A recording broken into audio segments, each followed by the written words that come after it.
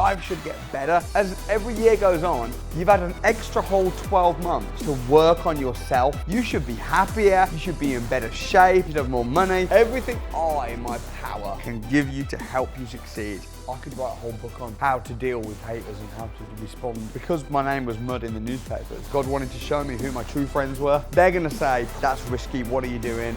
That sounds like a cult. The real scam is the government, the schools, the banks, the institution. Pay 40 grand to go to uni to learn from a fake business teacher that never had a business, and now BBC are coming after me. Anyway, next question.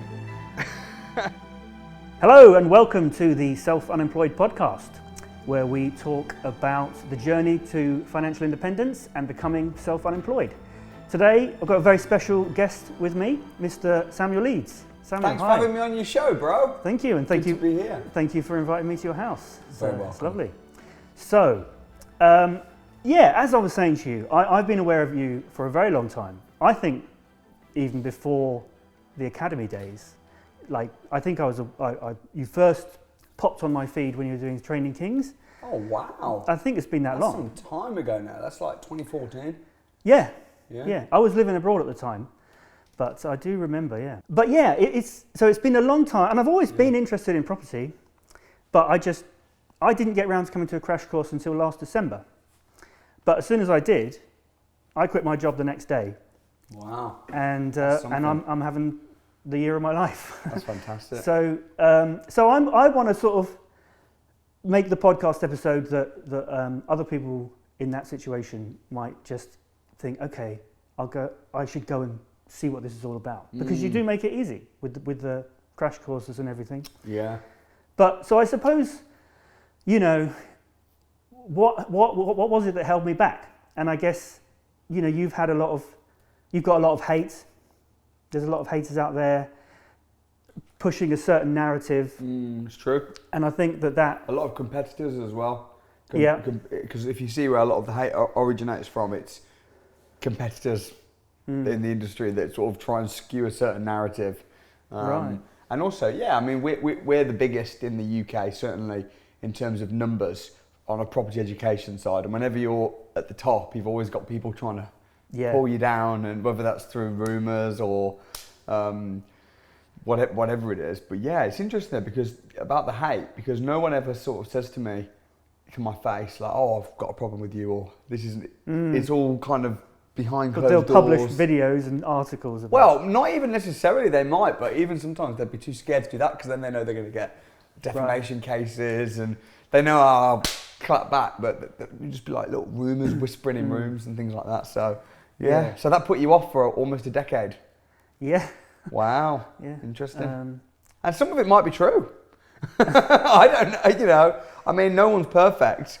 Yeah, and so many people go through the academy, and so many people have great experiences, but I'm sure there's some that...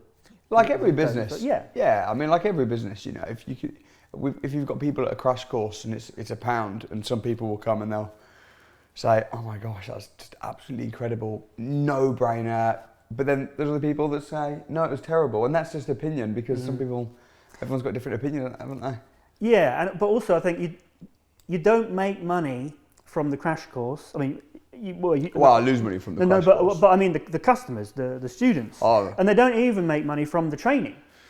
You make money from applying the training. And I'm sure there's a lot of people that come on, they enjoy the training, but then they don't apply what they've learned. Yeah, I mean, we're pretty good at, as you know, you're on the academy, we're pretty good at kicking people's asses. Yeah. Especially after the 6-month period. The first 3 months, learning, figuring it out, So yeah, we get a pretty high number of people doing super well. But of course, as you say, ultimately, the only person that's responsible for you being successful is you. Yeah. The academy, the community, the network, contracts, power team, lawyers, all these people, trainers, mentors, are tools that you have to use. Tools that are at your disposal. Yeah. And you need the tools, but ultimately, you've got to use them. Yeah. Otherwise, nothing will happen. Yeah. And that's why with the go ahead. with the academy, we do like the interview process, because like people I'll sell at the crash course. I'll be like, stand up right now, go and register. Yeah. But for the academy, it's an interview process because we need to make sure that people understand exactly what it is that they're being part of. Because you've got to understand that actually this is a 12-month commitment with mentoring, and they've got to, they've really, really got to understand it's a big investment. But it's a great community, and for me, it's helpful as well because I get loads of, like yesterday, I was on a run with a guy who joined the academy in 2017, and he lives opposite. You can see my house from his house. I was running, and then people were stopping me and going, I'm on the academy. It's just like mad. Yeah.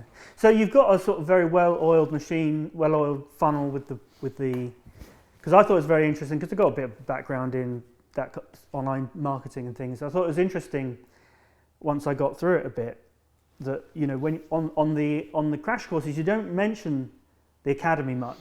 Yeah, no. It's all about the next stage. Yeah. So our funnel. So we've got the crash course, and the crash course is £1, so it's basically free, and all the YouTube videos, podcasts, books. Yeah. I send books out for free, so we've got all the free stuff.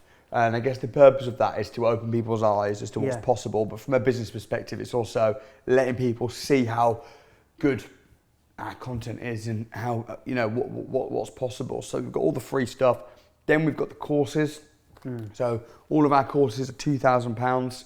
We have online and in person. And at the crash course, we'll sell courses. And then the academy is the ultimate, which is the mentorship, 12 months mentorship. And from a business perspective, like when I put on a crash course, like all the free stuff actually costs us money as a company. So to put on a crash course costs tens of thousands of pounds. Yeah. When we send books out and for free, it's costing print, P&P. So when we sell courses, it just it breaks that brings you back to break even. Yeah, exactly. And then the academy, that's the only time our business actually makes any money. And then we put that money generally back into the academy to make it better. Dinners, celebrities, Samuel Leeds finance, loaning it out. Yeah. So there's a bit of a, sometimes people think like about training courses in general. Oh, they'll just keep selling you stuff, and it's like all of our prices, all of our courses, it's all on the website. I'm very transparent about how it all works. And when I came to the crash course, I was sort of psyching myself up to kind of defend a hard sell and like get chased down the corridor if I try and leave and stuff like that. But none of that happens. I mean, there is a sell. Yeah, there's a sale. But it's very short and quick. Yeah, it is. And the sale, there is a sale. But that's where there's a lot of rumours. People say, oh, there's plants and Samuel's mastered NLP and uses this hypnosis. I'm like, I know nothing about any of that stuff. I mean, I run the course. It's about 6 to 8 hours long. It's £1. Give loads of teaching, and the sale maybe is 20 minutes. Yeah, and the day is, I don't know, like a good 8 to 10 hours. Yeah, it's a long day. It's a long day, and but it's me on stage for hours and hours. I don't just rock up for 20 minutes or. And this is what one of the main things that convinced me to go further is that, that day I was on the edge of my seat the whole time. And you were giving away so much great information. It was, and also I get permission to sell. I'll say, look, is it, how many of you realise you need a bit more training? Is it all right if I talk about some of the advances? Yeah. So if anyone wanted to leave, if they're like, I can't stand hearing a sale, but to be honest, if you can't stand hearing a sale, you're probably not meant to be in business anyway, because business is sales. Yeah. So every business is marketing, sales, operations, finance. Every business. So if you've got like a huge problem with being marketed to or sold to or anything. Well, and a big part of sales, I think Jordan Belfort says this, is like you've got you can't sell something, you've got to have a valuable product. It's got to be valuable to the person you're trying to sell it to. Yeah. If it's not, then you shouldn't be trying to sell to that person. Exactly. Because then what will happen is you'll end up with complaints, refunds, hassle, and all the people that talk badly about me on the internet, 99.9, it's not my actual customers. It's very rare that there'll be people that are actual customers of mine that'll be online slagging me off.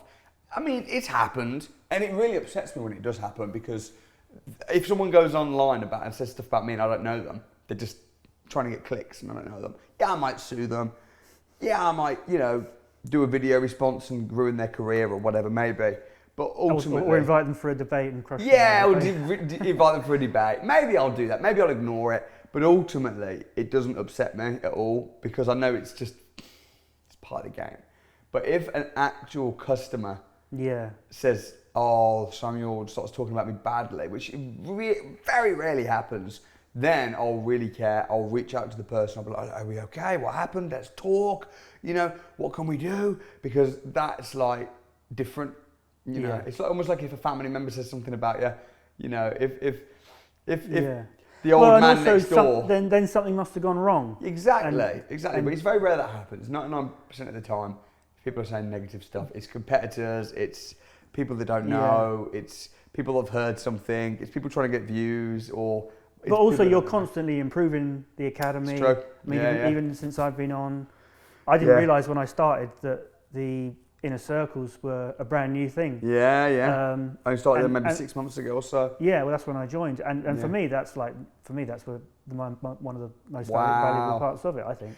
Mate, I'm always asking academy members, how can we get better? And I think as every business owner, same way when you've got serviced accommodation, we've recently got on quite a lot of hotels and stuff that we can talk about. But if you've got a hotel or you've got just an Airbnb property, what you need more than anything is to be asking the guests, what happened? How did you find it? How can we improve? In fact, if you're proactive, it will actually prevent bad reviews anyway. Exactly. Because if you just let them stay there and just think, oh, I'm not bothered, they've paid me, whatever, have fun. Now they may have a bad experience, now they'll leave you a bad review. But if you reach out to them upon arrival and say, hey, how's your check-in been? Is everything okay? Is there anything you need? Then if they're annoyed because there's no ironing board, they'll message you and say, actually, there's no ironing board. And you'll go, I'm so sorry. Bang! Fix it immediately. Now, you've not got a bad review. You might get a positive review. You might get a positive review. And you've got an ironing board, which would have also annoyed your next guest. Yes. Yeah. So if you just constantly, and I think I'm kind of like that with all my businesses, constantly improving them, getting better. And I'm like that with myself. I think life should always get better. People say, like, oh, the good old days. It's like, hang on a minute. The average person lives to what, 80, 90, probably 100 or more in these day and age. This day and age. As every year goes on, you've had an extra whole 12 months to work on yourself and your life. You should be happier. You should be in better shape. You should have better relationships. You should have more money. By the time you're 70, you should absolutely, like, life should get better. Businesses should get better. Things should improve. That's kind of like my outlook. Yeah. So speaking of the good old days, let's just go back a little bit to when the academy first started. The story of that, you've talked about on other podcasts, so we don't need to repeat that now. But I got the impression that it sort of grew quite quickly and did well, but then round about 2020 there was some negative stories and that sort of took on a life of its own. You started to become under attack a bit more. Is that right? So I'll tell you how it started, because I don't really think I have talked about this actually, but so as you mentioned, I started with Training Kings. And Training Kings was a Christian business network, which was great because I was helping business people, entrepreneurs from my church and from different churches get into business, understand business. That was losing me a lot of money. I was losing about £4,000 a month running it just because people don't really want to, especially from church backgrounds and stuff, they don't want to pay. So I was putting these events on, putting these trainings on. And I noticed that every time I'd put on a property themed event, because I do one on marketing, sales, hiring staff, scaling your business, all different things, mindset. But every time I had a property Training Kings event on, property themed, it would just blow up. Yeah. So I thought, okay, and I believe that your calling is almost sometimes if you push doors and see what opens, and if something's working, it's probably because you're meant to be doing it. So that was when I set up the academy. Although it wasn't called the academy, it was called the Samuel Leeds Partnership Program. And how it worked was, I would basically, and this must have been around about 2016, I would, it was the same investment as the academy, £12,000 investment for a year. meet with them once a month around the boardroom. And how many people did you have on? 12. 12, right. 12 people. That was my first ever group around 2016. Meet up with them every month around the boardroom. We had a little WhatsApp group. And then the reason it's called the partnership program is because if they found deals, I would co-source with them. Right. So I would sell the deal for them to my investors. And the reason I kind of set up the training business, initially, the property training business, was because I was deal sourcing. Yeah. And I had that many investors looking, because I'm such a good marketer, I had that many investors looking for deals. I physically couldn't find the deals. Right. So I thought, well, hang on, rather than hiring a member of staff and because paying a deal, it comes and then it goes, but your investor list just keeps growing. Right. Yeah. Exactly. So I thought, rather than hiring a member of staff and paying them and getting them to find deals, why don't I just get someone to pay me to teach them how to find deals, but then give them an opportunity to sell to my investors? So that's kind of how it started, really. And that was in 2016. And then, it got bigger. It took off. We did get a lot of negativity around 2019. And then as we went into lockdown, the BBC did a show about us. And then everybody jumped on the bandwagon. Well, this is what happens with press. I've noticed is like you can just get like one story in a local newspaper or something, and then because they all just read other things and then copy it. Everybody jumped on the bandwagon, and I, as a nice, humble, beginning Christian background, decided to turn the other cheek and decided not to do anything about it. So I became a punching bag for about 6 months. And in lockdown, it was particularly bad because this all happened in 2019, coming in 2020.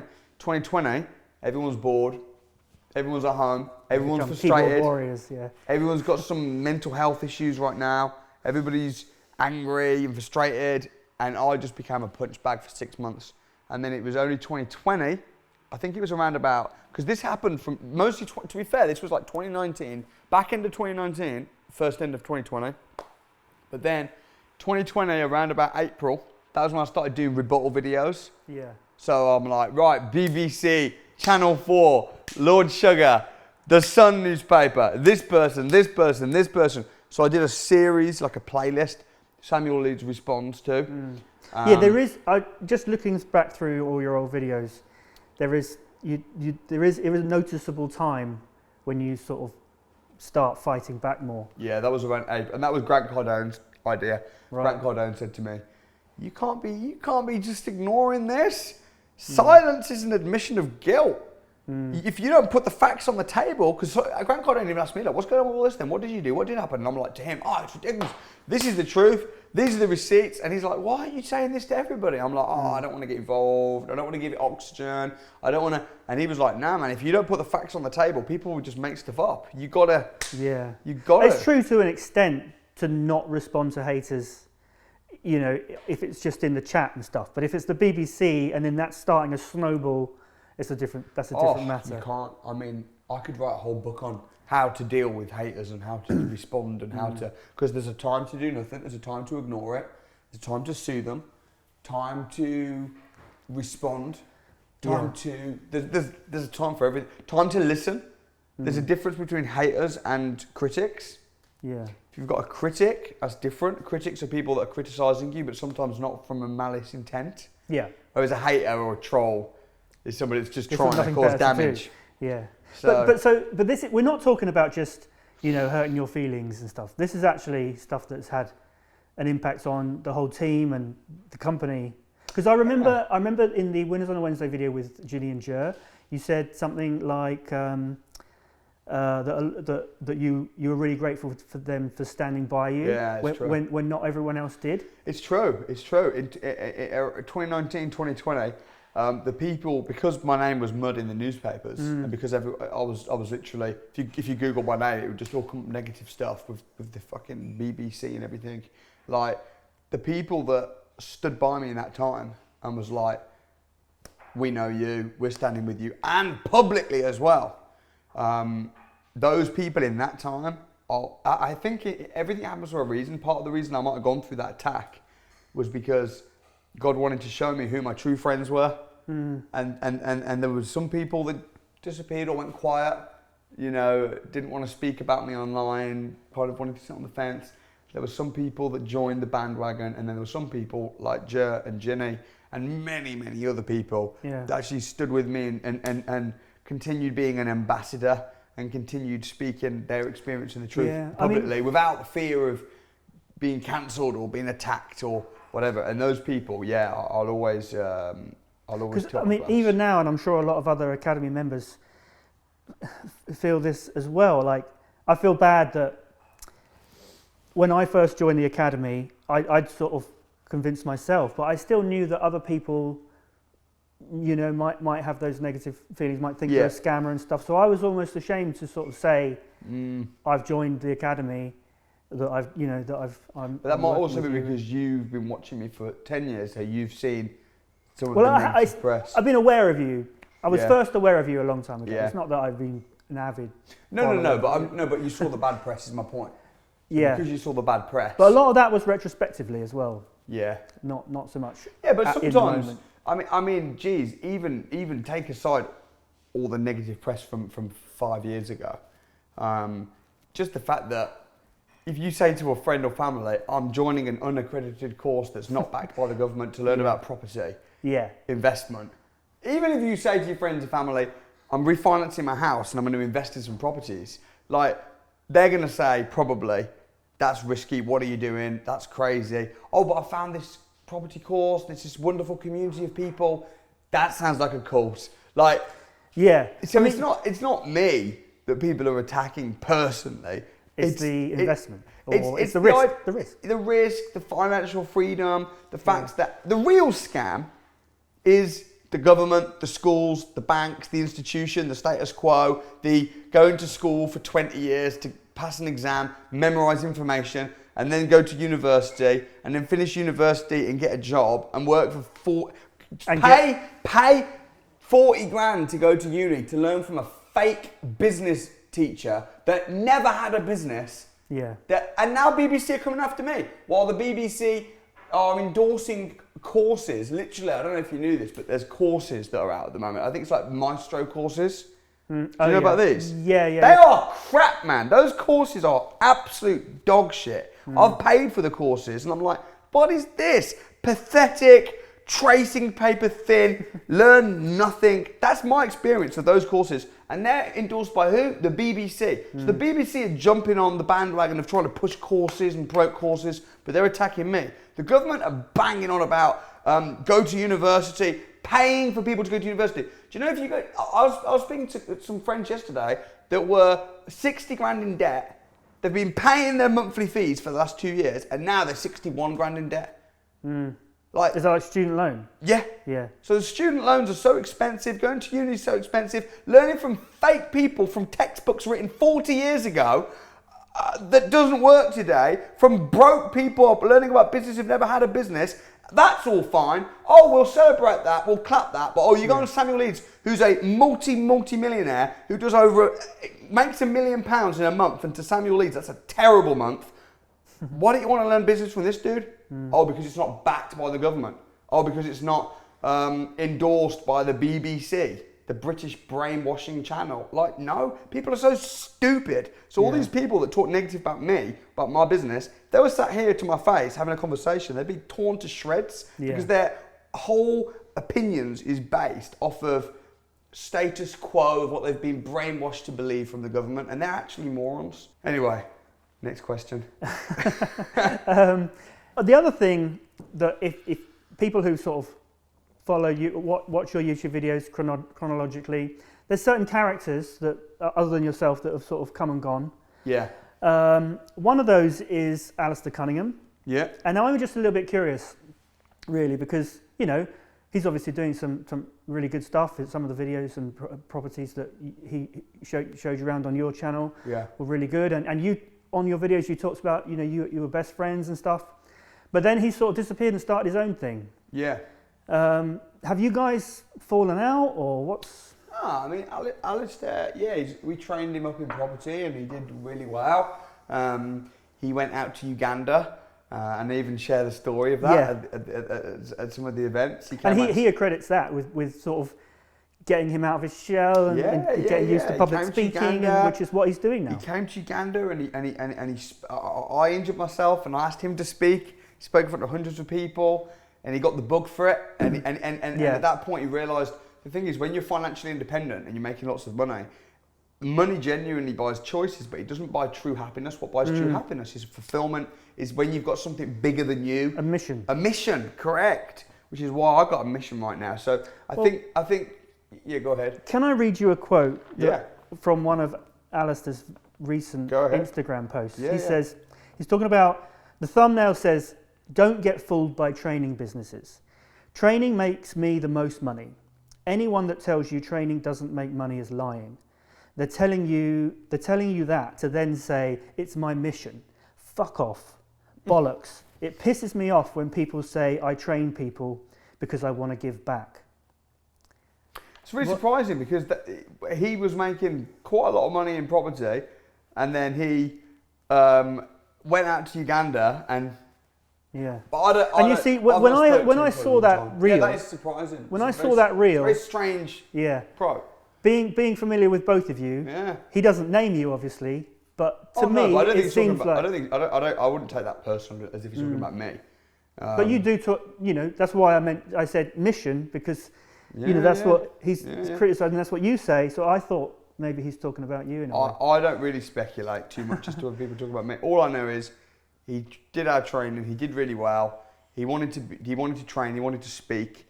I always give people opportunities and will always give people, like, if even people like you've got a podcast. Oh yeah, man, I want to support you. I want to support what people are doing. I want to support. He wanted to be a speaker. I gave him opportunities to speak, and then he said to me, I want to run my own business training, a bit off the property. Do you mind? I said no, and released him to do his thing, and now he's doing his own thing and having fun, just like other people. Yeah. Like Evans, just doing stuff. And for me, I'm like, yeah, man, you go do you. And I'll give you my blessing. Yeah. So what he's saying now in recent tweets, I don't think he's talking about me specifically. I don't think he's got a problem with me. He messaged me a couple months ago, wished me and congratulated me on a court case that I won. I wish him the best. Yeah. But I can't speak for that. And you can understand, people want to keep moving forward, and he got to the point where he'd grown. But what he was thinking about when he wrote that, I don't know. Maybe he'd just seen someone say something and it annoyed him. Yeah, but it's on a reel. I can show it to you later. Yeah, but I don't think he's got an issue with me. But if he has, then it's one way, because I helped him, I trained him, and I'm proud of what he's doing. Happy to see him flourish. Yeah, of course. Yeah, like everybody. Good. Yeah. And another character was Amelia. Yes. Spoke to Amelia yesterday. Yeah. What's she up to nowadays? Yeah, so... Because I sort of went right back to the beginning of the Winners on a Wednesday. Yeah. And Amelia, the podcast. easy peasy, man. Amelia, met her she was working as my videographer. She filmed a few things. Did some of the work on the eviction. Came out and filmed a financial freedom challenge in Manchester. Then she told me that she'd booked a week off work as a videographer to do her own financial freedom challenge. And again, rather than me be like, what are you doing that for? No, you should be my videographer. I leaned into it, released her, gave her my blessing, went out with her, spent a week with her, helped her become financially free. She got a bunch of properties, she bought a house. And but you almost shot yourself in the foot there, because you helped her get financially free and then she didn't need to work for you anymore. Videographer, but you know what? I'd rather that than have a resentful videographer that doesn't really want to be at work. I only want people to be working for me, and I've got many employees that want to be there. A lot of there's sort of characters that have come into your story then disappeared. But not every relationship is supposed to be forever. Yeah. Everything has its seasons. And just because a season might be past, and it might be that someone's not working as closely with me. Alistair was working with me on stage, we were doing stuff together on stage. Yeah, that season's past, but that doesn't mean that I now hate them. No. And the seasons, the same as when sometimes people join the academy, they're on for a year, then after a year, they then leave, and I don't see them again. Yeah. And I've sown seeds, and I've trained them, and hopefully given them a better life. But another thing that some of your YouTube followers will be curious about, because it is Ribsford House. Yeah. What? Because there was a lot of Ribsford updates House. on that, but then that sort of stopped. Because we had to stop. So basically, we bought Ribsford House years ago, and we initially had to do certain stuff to it, like the roof, Japanese knotweed. There was structural problems. There was water gushing, all kinds of stuff we had to fix. And we thought, what we'll do is we'll fix those big bits whilst trying to get planning permission. And then when we get planning permission, then we can then convert the flats, houses, whatever. But the council never gave us planning permission. And we've been trying and trying and trying, year after year after year, and it's been 6 years, and we've not got planning to do anything. So you're just waiting on that? Well, to be perfectly honest, I own it outright. It's unencumbered. I almost just see it as I'm just land banking it right now. Right. I'm sitting on it cash. There's no investors on it. There's no bridging on it. I own it. It's my castle. I haven't got planning. I could, if I wanted to, because it has got planning, historic planning, which I could do, like, I think it's 13 apartments or something. But that is just ridiculous. The planning, it won't be profitable. Right. So if I really wanted to, I could just finish it. I got the money. You could turn it into a private, single home or something. I could turn it into I could do that. But I'm not prepared to do that. No. And I've told the council I've got to make money. Yeah. So unless they can give me planning, I won't finish it. So but the whole planning thing does seem a mess. It is a mess. And especially with a property like that where you've got heritage people and environment and wildlife as well as buildings control. It's years. And they might say, one organisation might say you must do this, another one might say no, you mustn't do that. Yeah. And it's like these organisations that are supposed to be helping, and they actually work against each other, and their actions result in nothing. I love Ribsford House. Yeah. I've met one of the last standing Free French soldiers that died shortly after I met him, who said to me, "Thank you for taking on this project. It'll be great to see it in its former glory." Like, I genuinely feel compelled to finish it. I'm not trying to make a fortune on it, but it's gotten profitable. Yes. Ultimately, I'm a property developer. I'm still, I'm still hopeful. The council are still working with us, and they are still giving us the positive signs. Yeah. But it's been years. And do you think the recent change of government might help? Because it may do. Although we've had a Labour government in Wales for years, and their planning system is messed up. So we'll see. Ultimately, I have no control over it. Yeah. So there's nothing I can do. It's not. People sometimes ask me, "How's the castle? How's the castle?" It's like, well, chase the council for me if you're so interested. Because I can't do anything until I've got planning. I'm not prepared to do anything until I've got planning. But they've been good. I know this sounds like a contradiction. The council have been okay. They've not been bad. They're not been. I don't think they've been difficult. It's a grade 2 star listed building, and as you said, there's all these different people involved. English heritage. Then there's the bats. So there's the license. There's just so much, and the system is a little bit outdated. But once we get planning, if we get planning, and we manage to finish it, it'll be worth the wait. But if not, I'm happy to just sit on it. Yeah. And as you know, I'm looking at a similar kind of project where it's in very good condition. But so anyway, I've seen it. It's all exciting. Watch this space, folks. Yeah. I think a lot of people, like I said, when people come to the crash course, you don't really talk about the academy. And I didn't even, when I signed up for the academy, there's a lot more to it than I even realised then. Yeah, it's true. So it'd be good to maybe just go through absolutely everything that you get. So there's the live trainings. There's 4 day. 12 days. Yeah. In person. Any more than that, and people would be thinking, it's too much. But that's why we've got all the online courses as well. Yeah. But then those aren't just about the trainings. It's also, for me, it's just being in the room with people. I felt so much more valuable. Do you know what? There's too much to mention with the academy. It's impossible to even know where to begin, because you've got, as you said, basically everything. Yeah. Everything in my power can give you to help you succeed. Access to solicitors on demand, accountants, builders. You're looking at a property and you need to know how much the refurb is going to cost. quote my refurb, looking at your deals, unlimited mentoring, support, our own social media platform, direct access to me, 2 days at my house where I'll sit and coach you at the ACPP, inner circles all across the country, wherever you are, you can go down, tap into an inner circle, coaching, mentoring, every day, a Zoom meeting. It's just, there's just too much to mention. It's just everything. And it's 12 grand. And you're not even mentioning what I think is the most valuable thing, which is the community. Community, yeah. Which for me is the most valuable thing because it made me realise my value. You know, when a year ago, I was stuffing boxes in Amazon. Yeah. And I would just, you know, I mean, I was already investing in property as well, but, you know, but as soon as I stepped into the room at the crash course and I was with people on the same wavelength as me, who listen to what I have to say and value it and value my opinion, and, you know, that it just makes me feel more valuable as a person. So it does. The community is insane. And for me as well, the academy is not all about me. I just open the doors, provide the network, provide the environment.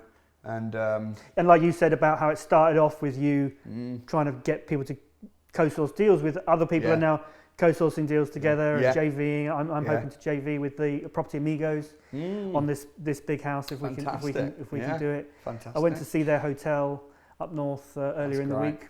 That's great. So we've covered a lot of controversy. Yes. Points, and questions on people's hopefully minds. we sort of tied up some loose ends that some people, some of your followers might have. And, And like I said, I went to a crash course. And you make it so easy for people just to come along. If someone's not sure, but they're curious, they can just come to a crash course and meet you in person. Like I said, I was worried that they'd chase me down the room and try and get me to buy something. Maybe we should None of that happens. Maybe we should.